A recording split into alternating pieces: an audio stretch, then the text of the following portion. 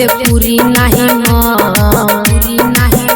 हम ना जाए छठी घाट जबले पूरी नहीं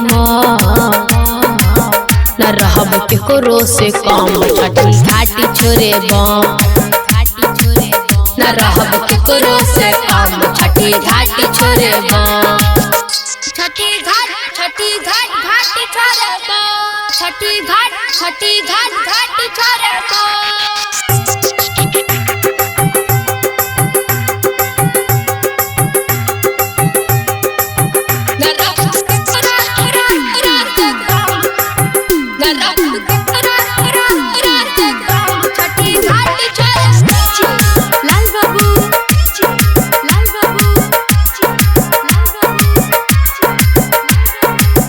पिछला साल तू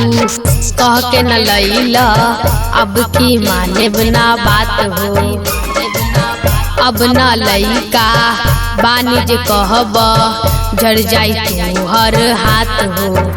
सुनी माने बना बात पापा कहतानी सुनी माने बना बात पापा कहतानी रहब केकरो से कम छठी घाट छोरे न रहब केकरो से कम छठी घाट छोरे छठी घाट छोरे छठी घाट छोरे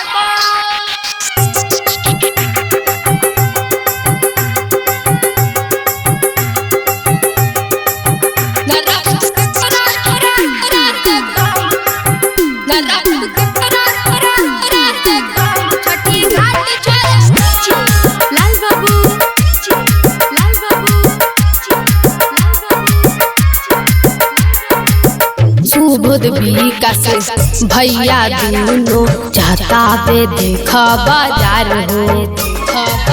दे दो पैसा ले के आई है मानीला बतिया हमार ऋतिक कहेला कि पापा कद हमनी पर ऋतिक कहेला कि पापा कद हमनी पर न रहब केकरो से कम छठी घाटी छोरे न रहब केकरो से कम छठी घाटी छोरे राघव रिकॉर्डिंग स्टूडियो समस्तीपुर।